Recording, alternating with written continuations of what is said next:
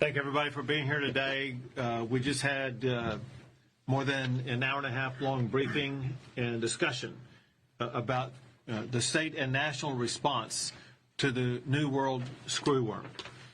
A case of the New World screwworm has been confirmed in the state of Texas in a calf in Zavala County. To be clear, just kind of a simple overview. The New World screwworm is not a worm.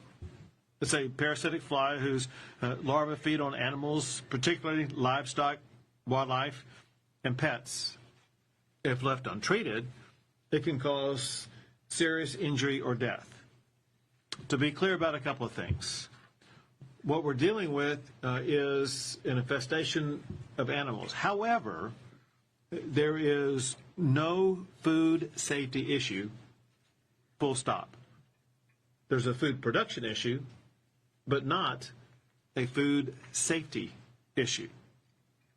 Also, for Texans, this is not an infectious disease that can spread like COVID or something else. So no worries about anything like that. I want everybody to know that there's a very well long-established prevention and cure for the spread of the New World screwworm. A cure and prevention that the federal government has implemented in the past. It involves the release of sterile flies. It breaks the pest's reproduction cycle. The prevention requires the release of millions of sterile flies in targeted regions. The USDA is now importing and dispersing those flies into South Texas, and the USDA is also constructing a new sterile screwworm production facility in Edinburgh. It is essential that that facility be up and running as quickly as possible. Going back to last year, I directed state agencies to establish the Texas New World screwworm response team. The team brought together livestock producers, veterinarians, wildlife experts, as well as federal partners to prepare a year in advance for what could be coming through Mexico to Texas. I also issued a statewide disaster declaration to mobilize resources and strengthen Texas's prevention and response efforts, once again in advance of the New World screwworm even making it to the state of Texas. Among other things, they have deployed strategies to contain and to control any spread of the New World screwworm in the state. Today, I am issuing an updated statewide declaration to make two things very clear. First, I authorize the use of all available resources of state government to respond to this disaster and reassign all resources from across the state as needed to address the New World screwworm. Specifically along those lines, I'm making available any and all of our state personnel, including our university systems, to accelerate the movement of sterile flies into the state of Texas and to accelerate the construction of the new sterile screwworm production facility in Edinburgh. I'm going to sign that declaration right now.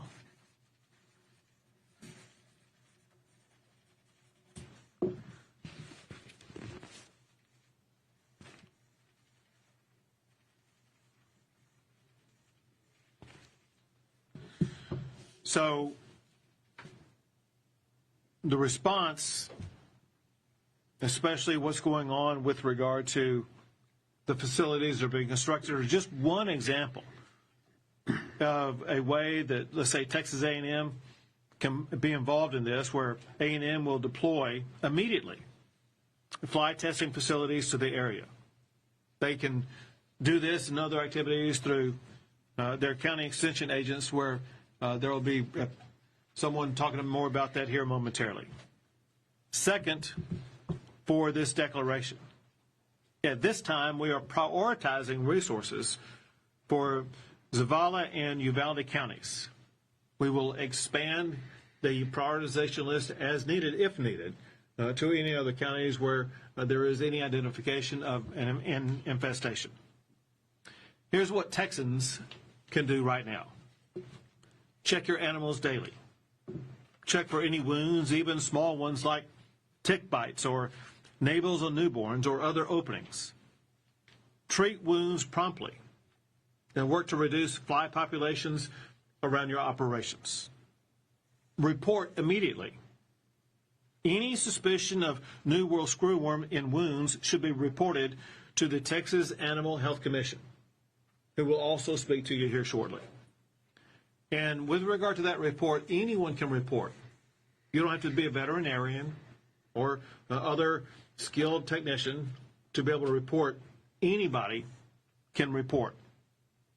Another thing is, if there is an animal suspected of having the screwworm, do not move it. Instead, contact one of the two sources I'm about to give to you. You can report suspected cases to the Texas Animal Health Commission 24-hour veterinarian call line at 1-800-550-8242.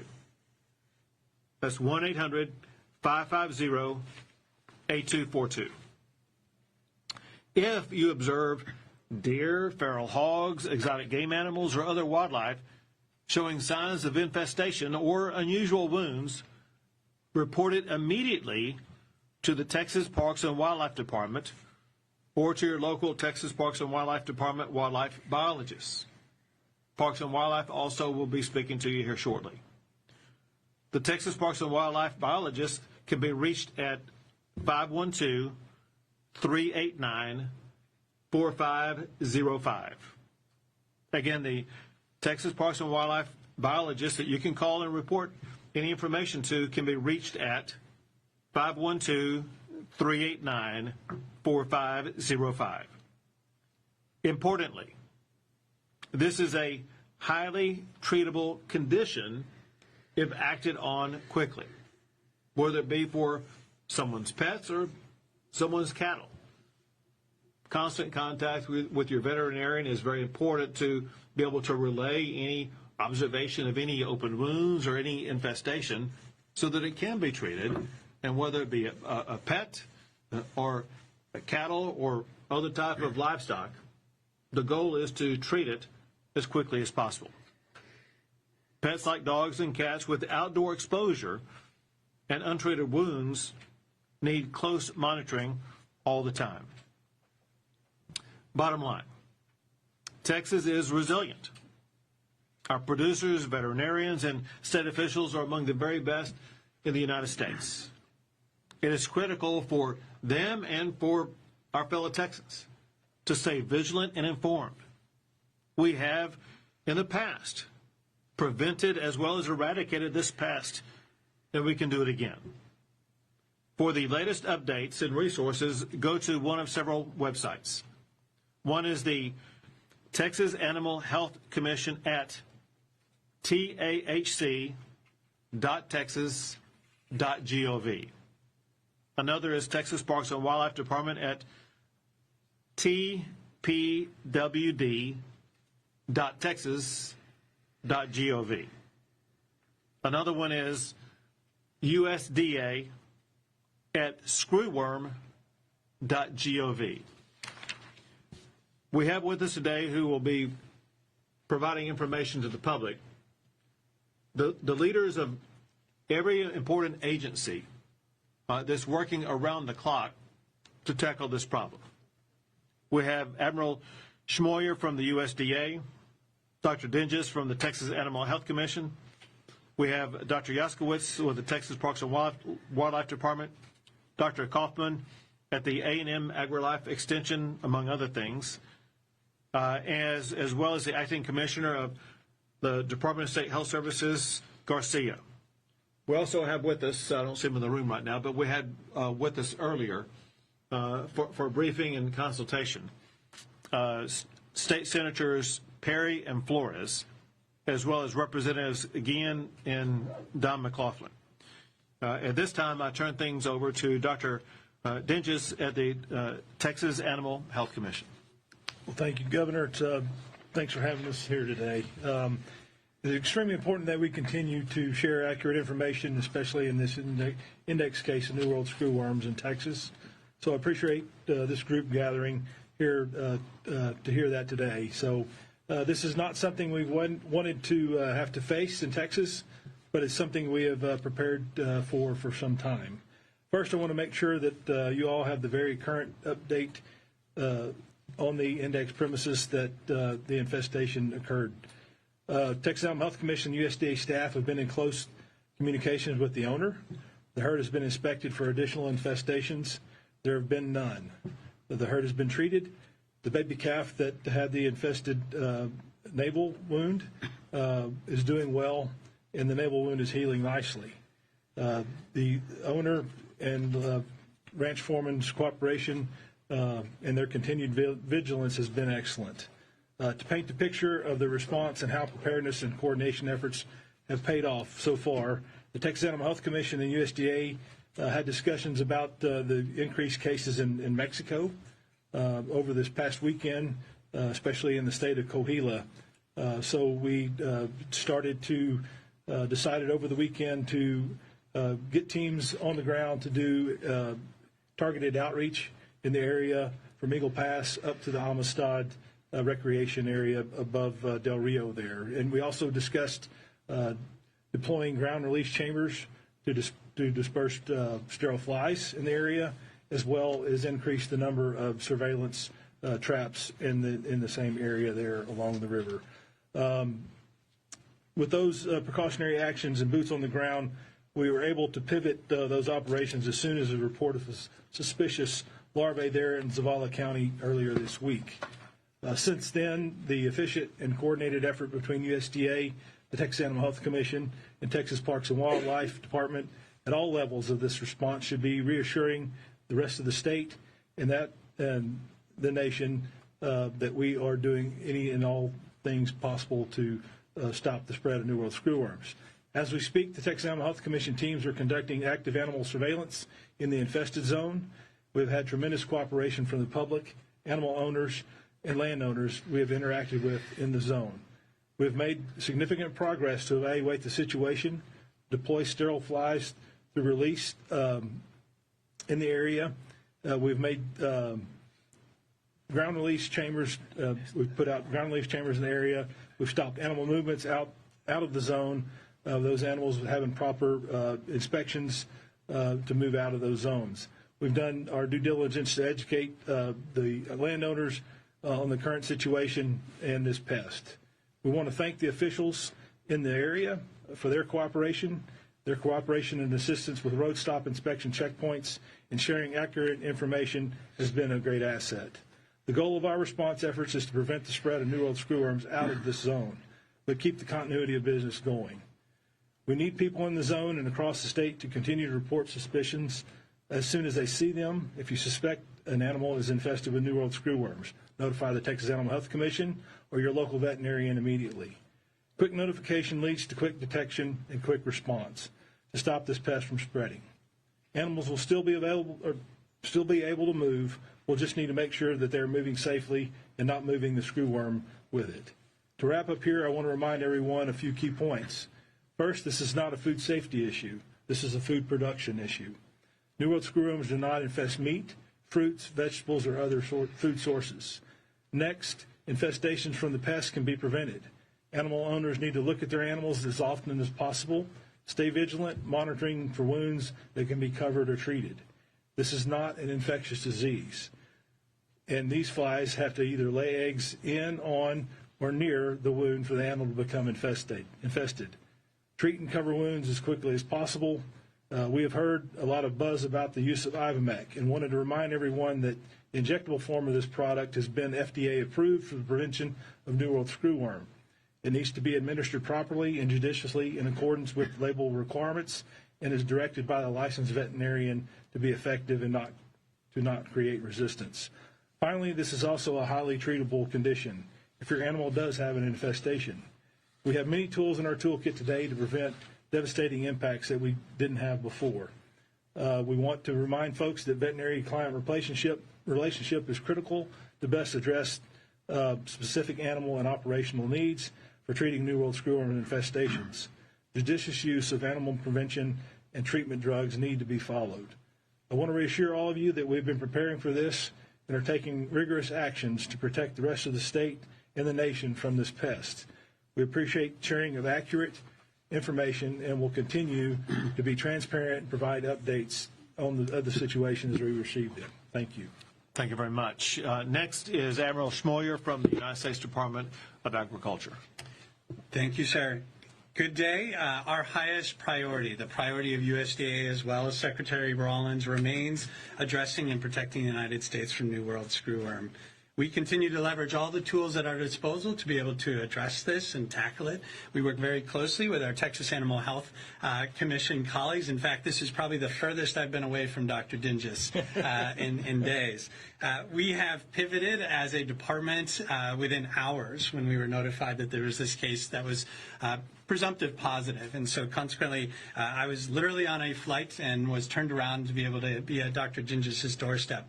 The reason I point that out is because we have been working together for over a year. We've been looking at this as it has been moving through Mexico. We understand that when it was first detected in Mexico in November 2024, every single predictive model, every single one estimated that this was going to arrive in the United States last summer. It did not. The reason it did not is because we take a very aggressive approach.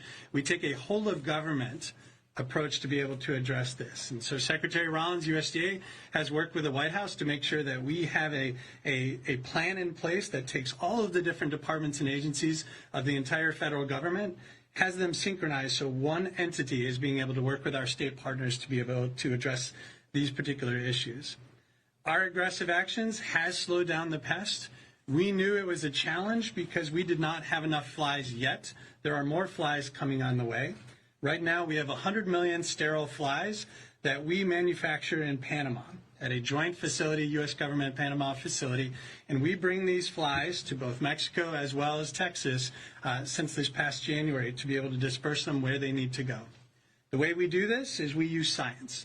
We have predictive analytics, forecasting, and modeling to tell us what is the best way to be able to distribute these flies before they're going to be needed. And so in essence, it's not where the flies are today, but where they could be weeks from now. We've been working very closely with Texas Animal Health as well as Texas Parks and Wildlife to be able to assess over the last year and a half how to best use these flies when we have a limited number until we get the number that we actually need. As the governor mentioned, we continue to share the latest information as well as updates that we have. We also provide daily updates on screwworm.gov. We also list all those Mexico cases that are within 400 miles of the United States. As was mentioned, USDA did confirm the first active New World screwworm case in the United States in Zavala County, Texas. This was back 2 days ago. I want to emphasize that there is only one confirmed infested animal. In addition to that, this is, as was mentioned, not a food safety issue, and USDA inspections are ongoing, and I'll give you a sense of where we are on the ground in partnership with those at the table with me. USDA has 28 responders that are on the ground already, not including myself. We also have 4 that are scheduled to be here momentarily. These are veterans. These are also, veterinarians, and also animal health experts that are here to be able to support where the needs are and to be able to complement Texas' existing efforts.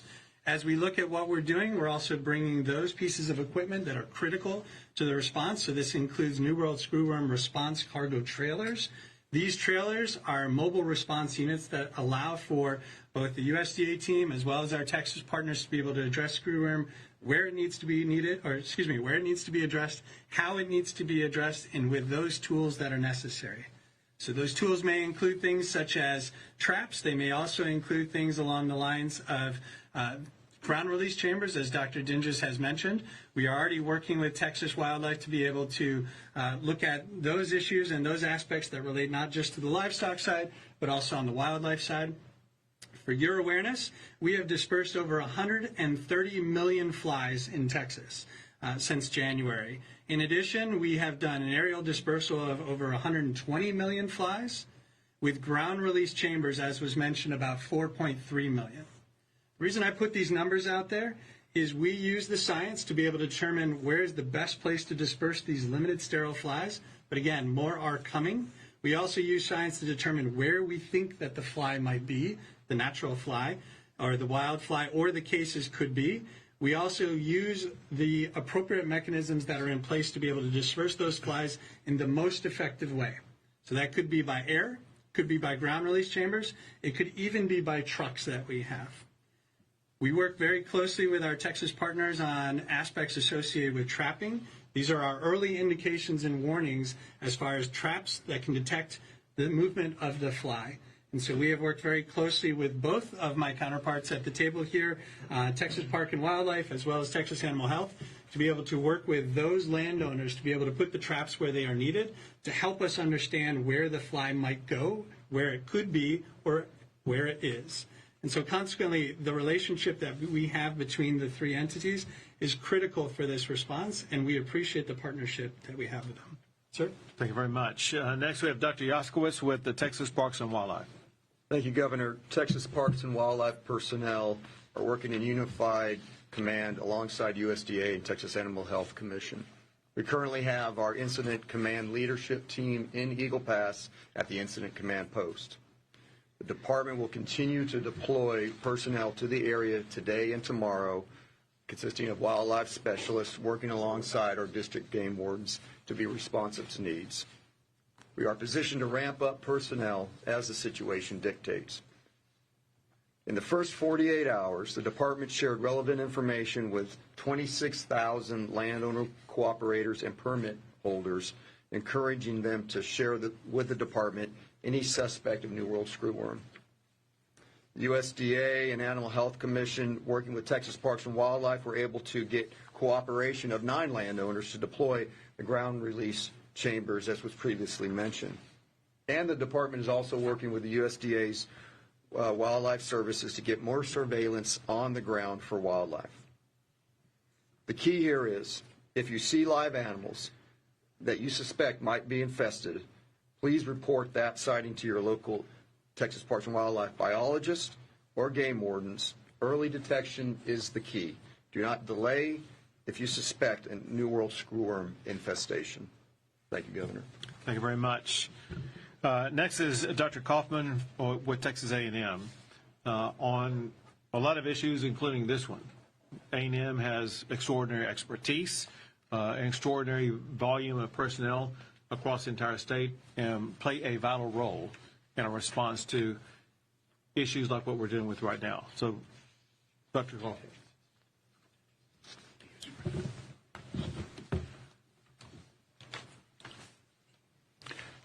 Thank you, Governor Abbott, for hosting this event and bringing this to everyone's attention.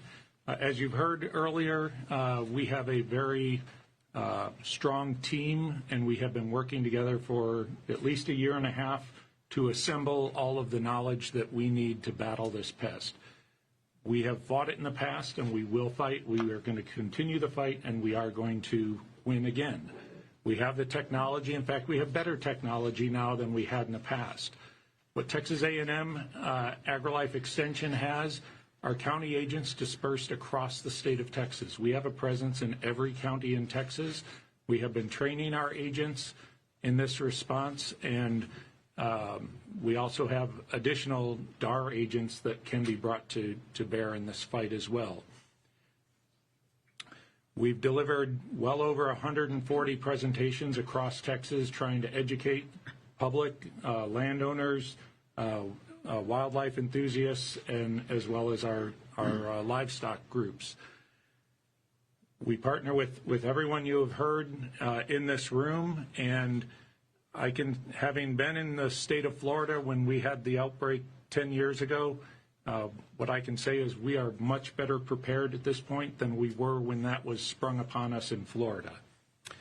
I reiterate that we really need people to report if they find screwworm larvae. Any larvae on a living animal is a reportable issue, and what that does is lets us mobilize more quickly so that we can get to the animal, provide treatment to it, eliminate those fly larvae from becoming adults and perpetuating the problem. The other issue that everyone needs to understand is that this fly moved extensively The last time we had it in Texas, because humans put animals into vehicles and drove them great many miles. If we can stop that, we have a much better chance of keeping this infestation and even eliminating this initial infestation. Our chances increase considerably. We have developed considerable education materials. Those are on our AgriLife Extension website, and encourage anyone to get to those. Several documents have been translated into Spanish, and others are on the way. And we will continue to provide education. We also bring the power of the research enterprise at Texas A&M. We have some of the best researchers in the world, and they are most certainly engaged in this battle.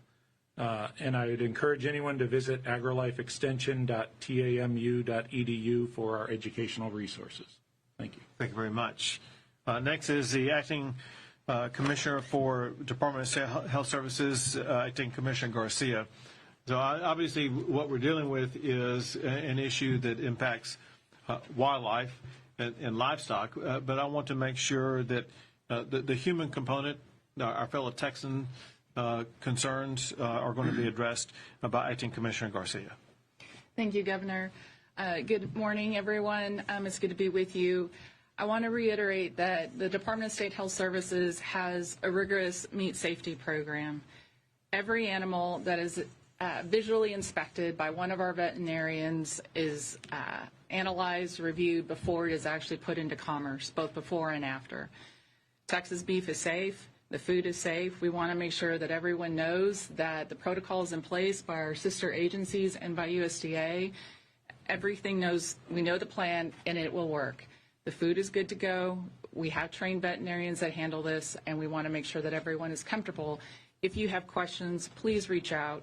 You can talk to your healthcare provider or the local health departments in your area. Thank you very much. We'll take a few questions. Yeah, when will the new facility go online so that we have that adequate number of sterilized flies? Sure. Emerald can answer that one. Thank you, sir. Thank you for your question. So I want to point out a few different facilities that are out there just to make sure that we're all up to speed as far as just fast-moving events right now. So we have our existing facility in Panama that is pushing out 100 million flies. Originally, it was between 20 and 80 flies. It's over max. It's 100 million flies that it's pushing out. We've been using that for quite some time. In addition to that, USDA has provided funding to Mexico to be able to renovate a fruit fly facility in southern Mexico, in Matapa, Mexico, which is now going to be a screwworm facility. Mexico has shared with us as recently as a few days ago that continues to be on track to be completed by the end of this month. So between the end of this month and the end of this year, Mexico projects that an additional 100 million flies will be able to come to play. And so consequently, these particular flies are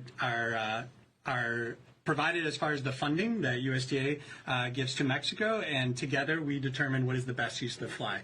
There's a joint agreement between the United States and Mexico to make sure that we address this as a hemisphere issue as opposed to a country issue. Thirdly, and I think the facility that you're mentioning, ma'am, is the facility that's being built at Moore Air Base in southern Texas. That facility is due to come online in November of next year, where it will reach phase 1, or 100 million flies.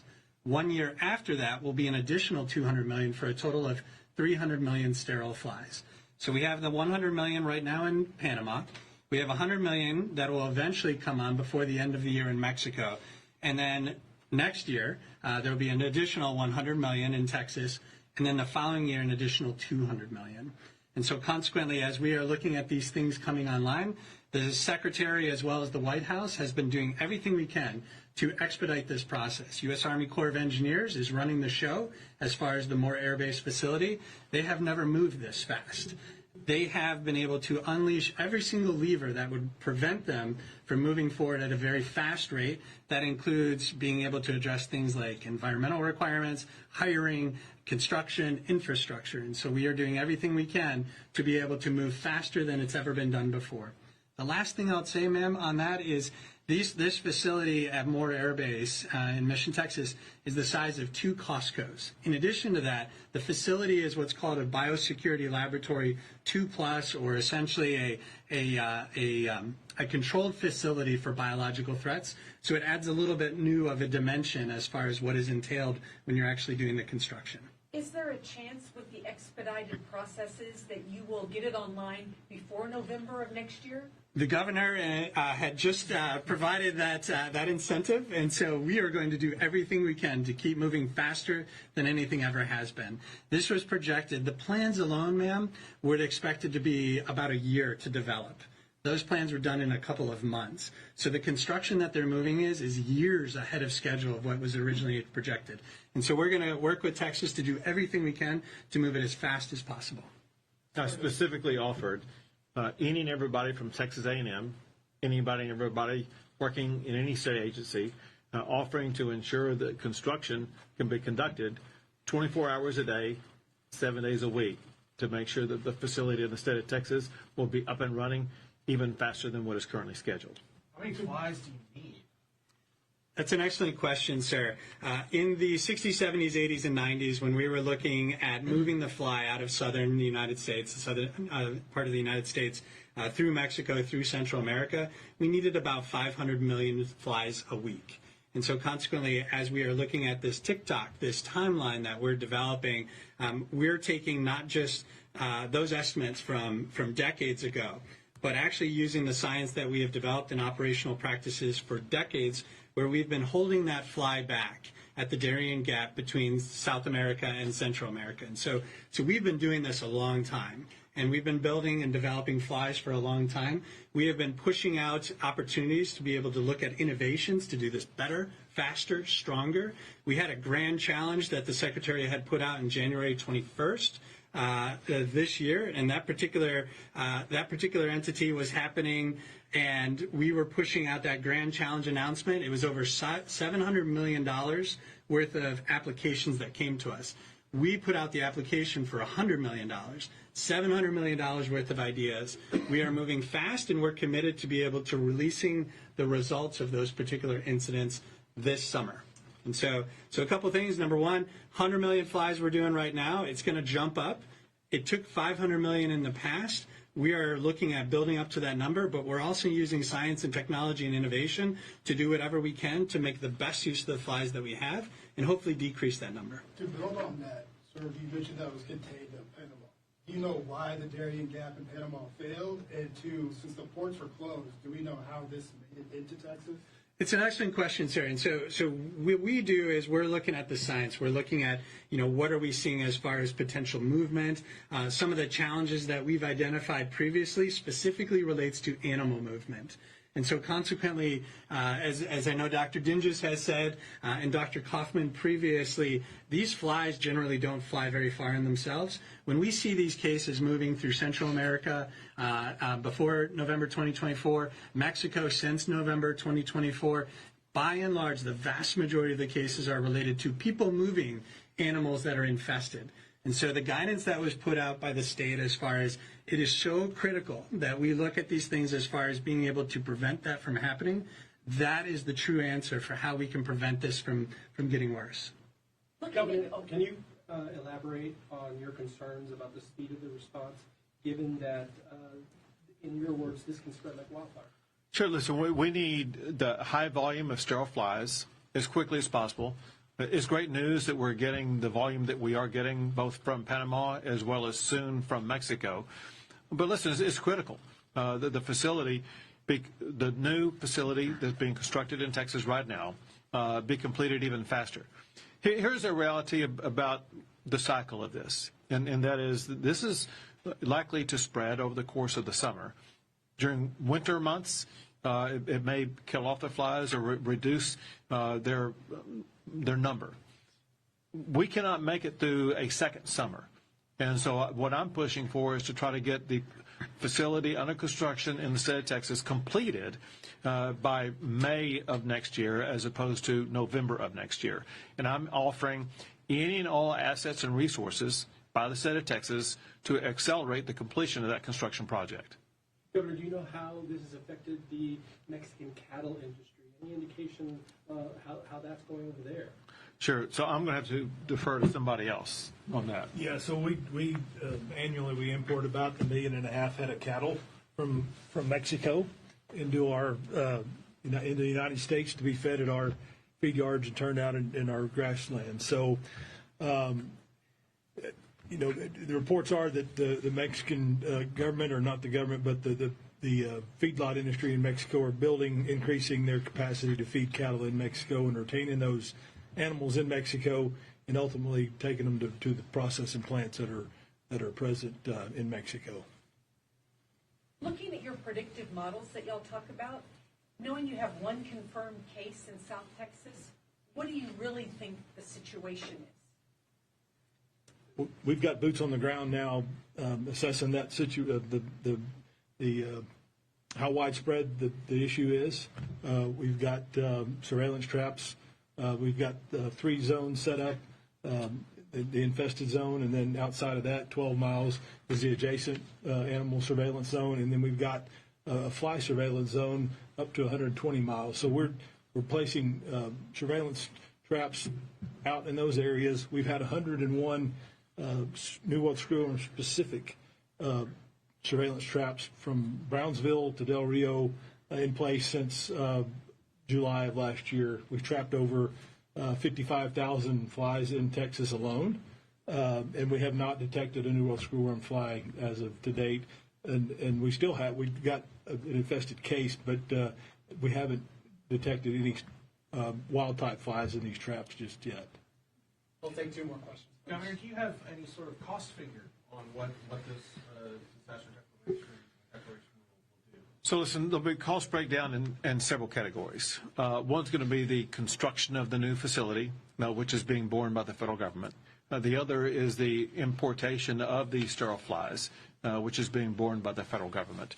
The other cost will be all these different state agencies that have reported today. Listen, their personnel are highly involved, but that should be no new cost by the state of Texas. I'll be happy for the state of Texas to shoulder any additional costs that may be necessary that would lead to an acceleration of the construction of that sterile fly facility in South Texas. But here's the deal. Texas is willing to step up and offer the people and resources of our state to make sure that we accelerate any response to this New World screwworm. 1 more, folks. There's been some criticism from some folks about the speed of the federal government's response to this. I was just wondering if you had any sort of response to that. Was that something that came today? The agriculture commissioners said that as well. I've not had the opportunity to see that specific piece, but what I can say is the speed that has been happening as far as being able to address the overall situation, not just in Mexico, but this particular situation is faster than we've ever seen. And so I'll give you an example. Just on this case that Dr. Dinges was talking about, within hours, we had people on the ground, within hours. Within that day, we have already moved to be able to have ground release chambers at that spot. So specifically, we have 11 ground release chambers that are pushing out flies. This is about 80 to 100,000 flies per ground release chamber. Within hours, we have adjusted how we are flying our aerial dispersal across Mexico and the 50-mile inward of the Texas border. We were able to pivot that very quickly to be able to also be able to put what will be about 4 million flies a week on that particular spot. And so we've been able to pivot in hours. We look at this response in the matter of minutes and hours, not in days and weeks. And so consequently, the work that we've been doing with all of our partners at the federal level, whether it's Interior, Centers for Disease Control Prevention, EPA, FDA, everything that you can see on screwworm.gov, it is getting out to the public within hours or minutes. So, for example, the New World Screwworm Playbook is a guide that was developed in conjunction with our state partners that is able to tell people, here's the exact thing you do if this happens in your area. We were able to put that out. It's a living document as new information comes in and adjusts. Secondly, on screwworm.gov, we also have a list of all of the different emergency use authorizations and other types of things that people can use as products, as treatments to be able to be out there. Before it's available on the market, we're working to put it out there so people can know that it's coming along the lines.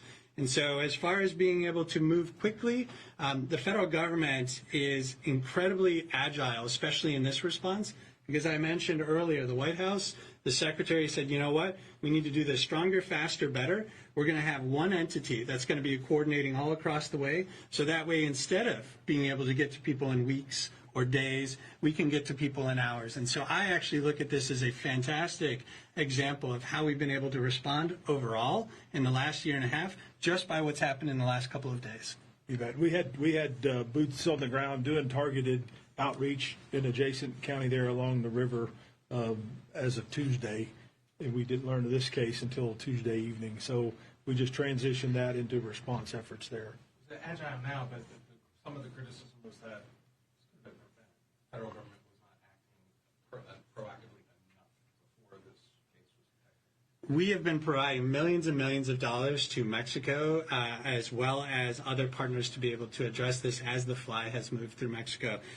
We are in a state in the United States that what we did by moving as fast as we did allowed us over a year to prepare for this. And so consequently, that allows us to do these immediate actions that Dr. Dinges was just referring to. We were able to quickly be able to provide money to Mexico to do that Matapa facility that I was just talking about. And so that is $20 million that we were able to provide to Mexico as far as an action plan to be able to address, hey, if you're looking at wildlife surveillance, if you're looking at putting traps out there, how can we do that better?